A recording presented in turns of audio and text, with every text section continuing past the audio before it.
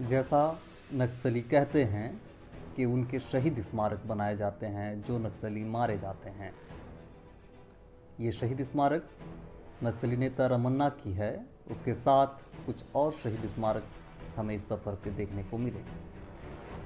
इन सारे शहीद स्मारकों को पीछे छोड़ते हुए जब हम उस इलाके में पहुँचे जहाँ नक्सली एयर स्ट्राइक की बात कह रहे हैं, वहाँ हमें आदिवासियों की लंबी भीड़ नज़र आई।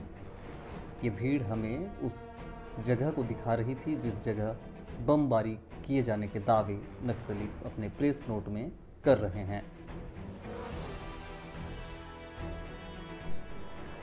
घटनास्थल का जायज़ा लेने के बाद नक्सलियों ने हमें एक दूसरी जगह बुलाया। इस जगह उन्होंने हमें कुछ ऐसी चीज़ें दिखाते हुए हमें बताया कि जो बम नहीं फटे बल्कि आसमान से नीचे गिरकर टूट गए, ये उनके अवशेष हैं। उन्होंने बताया कि ये सफ़ेद दिखाई देने वाला पदार्थ कुछ और नहीं बल्कि RDX है। इन सारी तस्वीरों को दिखाते हुए नक्सली हमसे कहने लगे कि एयर स्ट्राइक किया गया है। नमस्कार दोस्तों, मैं गणेश मिश्रा एक बार फिर आपके बीच एक बड़ी खबर के साथ। आप सभी जानते हैं कि हाल ही में एक बड़ा नक्सली हमला हुआ था जिसमें 20 जवान शहीद हुए थे। यह मामला अभी पूरा देश भूल भी नहीं पाया था और भूलना भी नहीं चाहिए।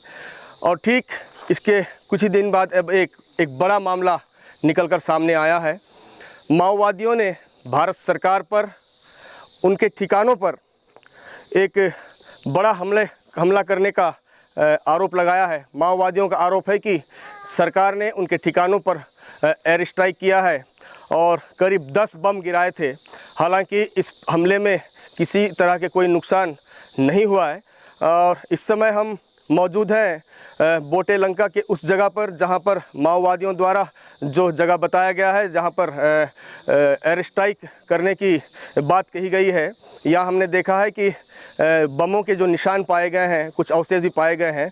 मैं भाई मेरे साथ जो शूट कर रहे हैं भाई चेतन को बोलूँगा कि एक बार आप उस गड्ढे को दिखाइए। और बताया जा रहा है कि यह जो निशान है यह लगभग 2 से 2.5 फीट का एक गड्ढा है। बताया जा रहा है कि 19 तारीख को तड़के 3 बजे जब एयर स्ट्राइक किया गया यहाँ पर माओवादियों के ठिकानों पर, उस दौरान जो बम गिराए गए उन बमों के निशान हैं और वो अवशेष हैं। इसी तरह के लगभग यहाँ पर 9 बड़े बड़े गड्ढे देखे गए हैं। और बताया जा रहा है कि इनके अलावा जो 3 और जो बम हैं जो ड्रोन से गिराए गए थे वो नहीं फट पाए हैं। इसके अलावा जो 3 गड्ढे आप देख रहे हैं ये एयर स्ट्राइक के निशान बताए जा रहे हैं। इसके साथ ही इस पूरे मामले ये जो जगह है बोटे लंका और पालागुड़ेम के मध्य है। ग्रामीणों का कहना है कि वे उस दिन 19 तारीख के दिन को मछलियाँ पकड़ रहे थे और उसके बाद तकरीबन 3 बजे तड़के 3 बजे इस हमले को अंजाम दिया गया है। माओवादियों का आरोप है कि यह हमला भारत सरकार की ओर से किया गया है और उन्होंने इस कड़ी निंदा भी की है। इसके अलावा हमारे साथ युवक बने हुए हैं, ग्रामीण बने हुए हैं, जो इसकी हम उनसे जानना चाहेंगे कि क्या पूरा मामला है। भाई क्या नाम है आपका? सवलम नागेश। कहाँ के रहने वाले हो? पालागुड़ा। अच्छा ये बताओ, जिस दिन ये घटना हुआ आप कहाँ थे? तो ये मछली पकड़ रहे थे, शाम को 3 बजे बम छोड़े गए। तो क्या हुआ था, आपको क्या क्या जानकारी इसके बारे में वो बताइए। तो हम लोग तो यहाँ मछली पकड़ रहे थे ना, तो दिन को आए रिमोट जैसा वाला, तो देख के गया है। सो यहाँ कुछ हम लोग थे, पब्लिक थे, अच्छा आसपास गांव के लोग, तो यहाँ नक्सली हो गया बोल के बम छोड़ा गया। अच्छा यहाँ क्या उस समय नक्सली थे क्या? नहीं थे। ये ग्रामीण हैं, इनका कहना है कि यहाँ नक्सली नहीं थे और वे मछलियाँ पकड़ रहे थे, उस दौरान ये हमला हुआ है। चूँकि इस मामले में माओवादियों की ओर से भारत सरकार पर, राज्य सरकार पर और केंद्र सरकार पर आरोप लगाया गया है कि देश में अपने ही लोगों पर बमबारी करने का यह पहला मामला है।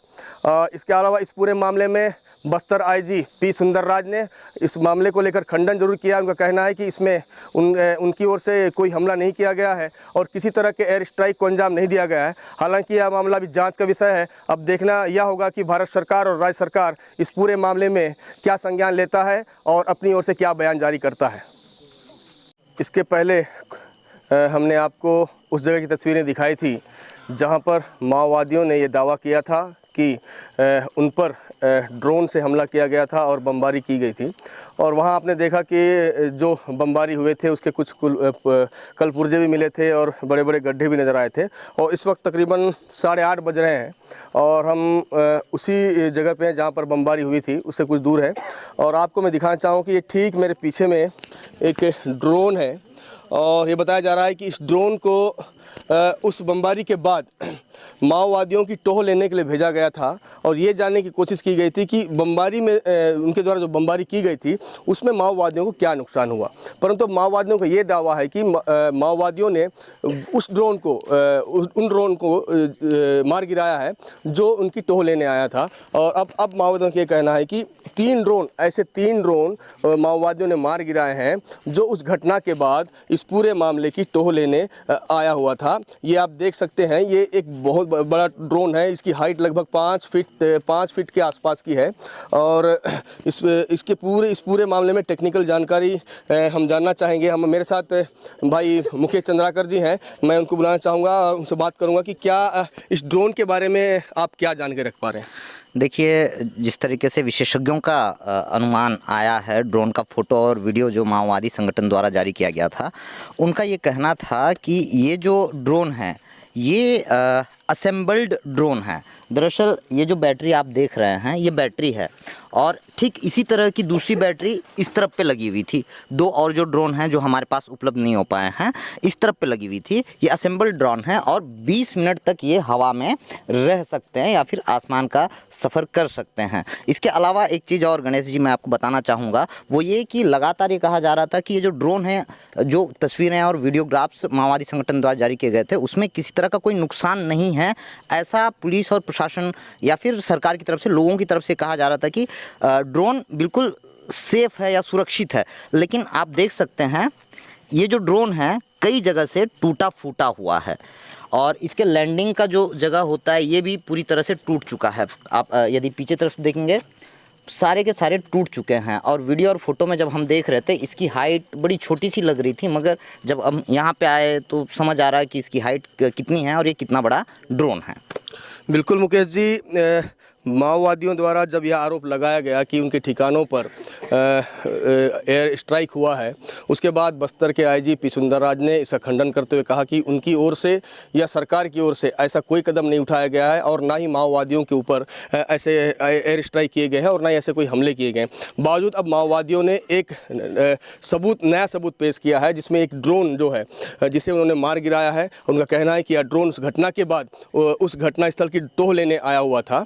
और अब आप देख सकते हैं कि यह जो तस्वीर आपके सामने नज़र आ रही है ये उस ड्रोन की है जिसे माओवादियों ने मार गिराया है। अब बड़ा सवाल यह है कि अब इस सबूत के बाद सरकार क्या जवाब दे पाता है। गणेश मिश्रा,